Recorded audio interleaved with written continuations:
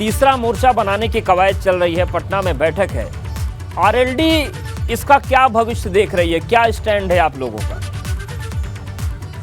देखिए, आज जिस तरीके से देश के अंदर सांप्रदायिक ताकतें मजबूत हो रही हैं, जिस तरीके से देश के अंदर समरसता को खराब करने की कोशिश की जा रही है, जिस तरीके से हमारे देश के अंदर निरंतर जाति के नाम पे, धर्म के नाम पे विघटन करने की कोशिश की जा रही है, जो एक सामाजिक खाई थी उसको बढ़ाया जा रहा है।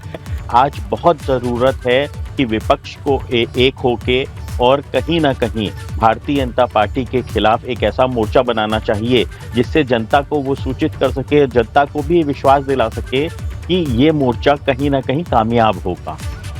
माननीय नीतीश कुमार जी जो बिहार में बैठक कर रहे हैं, राष्ट्रीय लोकदल ने उसका स्वागत किया है।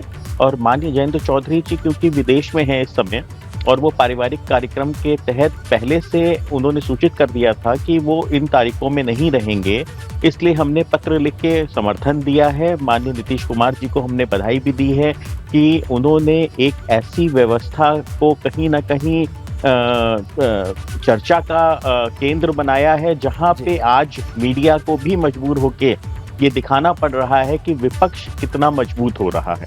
देखिए, इसके बहुत मायने नहीं निकालने चाहिए क्योंकि ये शुरुआत है, ये पहली बैठक है। इसमें माननीय जयंत चौधरी जी स्वयं उपस्थित नहीं हो पा रहे हैं, परंतु आगे भी इस तरीके की बैठकें होती रहेंगी 2024 के मद्देनजर, और उसमें माननीय जयंत चौधरी जी स्वयं उपस्थित आपको दिखेंगे। हम पूरी तरीके से इस बैठक का समर्थन करते हैं और इस बैठक को हमारा पूरी तरीके से हर प्रकार का सहयोग प्राप्त है। ठीक है मनोज काका जी, अगर हम बिहार की बात करें तो चाहे ऐतिहासिक चीज़ों की बात करें या राजनीतिक स्थिति की बात करें, बड़ी बड़ी क्रांतियां बिहार की धरती से हुई हैं, लेकिन ये जो इस बार परिस्थिति बन रही है, कुछ चीज़ें बड़ी स्पष्ट दिख रही हैं। अरविंद केजरीवाल जी ने अपना एक लौता पोस्टर लगा दिया, उनकी राजनीतिक महत्वाकांक्षा क्या है सब जानते हैं। ममता दीदी को भी प्रधानमंत्री बनना है।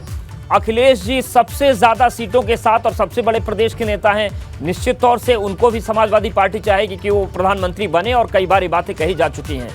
इन सारी परिस्थितियों के बीच तीसरे मोर्चे का भविष्य क्या दिख रहा है, क्योंकि कई महत्वाकांक्षाएं ऐसी हैं जो राजनीति में होनी भी चाहिए।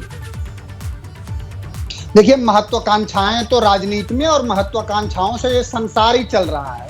एक दोहा है कि स्वार्थ के सबही सगे बिन स्वार्थ कोई ना है, सेवाएं पक्षी सरुस तरे नीरस भय उड़ जा।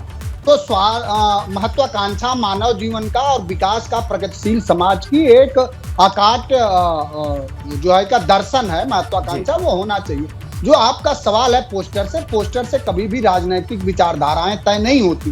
पोस्टर बहुत तरह के इस देश में लग रहे हैं, पोस्टर तो आए दिन लगते रहते हैं, आप देख रहे हैं। लेकिन जो आपने बात एक बड़ी कही कि बिहार की धरती है, और वो वही बिहार की धरती है कि जब देश में इमरजेंसी लगी थी तो वहां से लोकनायक जयप्रकाश ने क्रांति शुरू करी लोकतंत्र को समृद्ध करने के, और संपूर्ण क्रांति का आह्वान जिस धरती से हुआ, उसी धरती से कमोबेश, उसी धरती से, उसी जगह से और उसी विचारधारा के लोग आज पुनः फिर इकट्ठा हो रहे हैं। और आंकड़े तो आप भी जानते होंगे अवधेश जी कि 2019 में भी भारतीय जनता पार्टी के प्रचंड बहुमत के सरकार में भी 62% वोट विपक्ष के लोगों को मिला था, और 38% वोट पर ही भारतीय जनता पार्टी की विपक्ष की मतलब प्रचंड बहुमत की सरकार। अगर सिर्फ उत्तर प्रदेश का आंकड़ा ले लें तो आज भारतीय जनता पार्टी का पूरे देश में 303 सांसद है, और अगर 303 सांसदों में से सिर्फ 65 सांसद उत्तर प्रदेश से आप घटा दें तो भारतीय जनता पार्टी 238 पर आ जाएगी, और 238 पर तो सरकार बनेगी नहीं। सरकार बनाने के लिए 273 सीट चाहिए।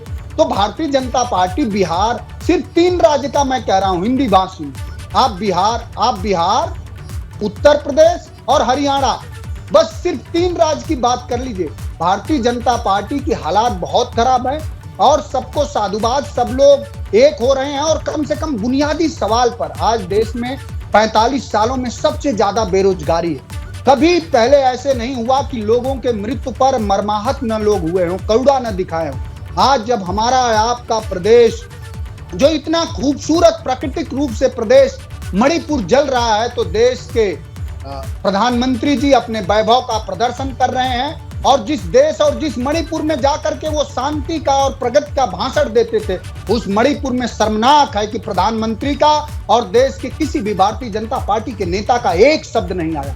वहां की माताएं, बहनें, नौजवान, 50,000 से ज्यादा लोग वहां शिविर में अपने ही देश में, अपने ही प्रदेश में आप बताइए, हम आप अपने ही प्रदेश में जब 50,000 लाखों लोग शिविर में रहेंगे कैसा महसूस करेंगे? गृह युद्ध जैसे हालात हैं और उस पर एक शब्द नहीं। अमेरिका के दौरे कभी भी हो सकते थे, बिल्कुल, लेकिन ये बिल्कुल ये महत्वपूर्ण सवाल है। और शरद द्विवेदी जी, मैं खत्म कर रहा हूँ अवधेश जी। और जब उत्तर प्रदेश की बात आप देवरिया की करें, उत्तर प्रदेश के जौनपुर की बात करें, गोरखपुर की बात करें, एक मिनिस्टर जो दिन रात वसूली करता है ट्रांसपोर्ट विभाग में, लोगों के मरने पे मर्माहत होने के बजाय, करुणा दिखाने के बजाय इस तरह का बयान देना कि गर्मियों में तो लोग मरते रहते हैं, जब बच्चे ऑक्सीजन के अभाव में मरे तो इस सरकार के योगी आदित्यनाथ जी के सरकार का एक मंत्री ये बयान दी गया कि अगस्त में तो बच्चे मरते। इस तरह के लोग बिल्कुल।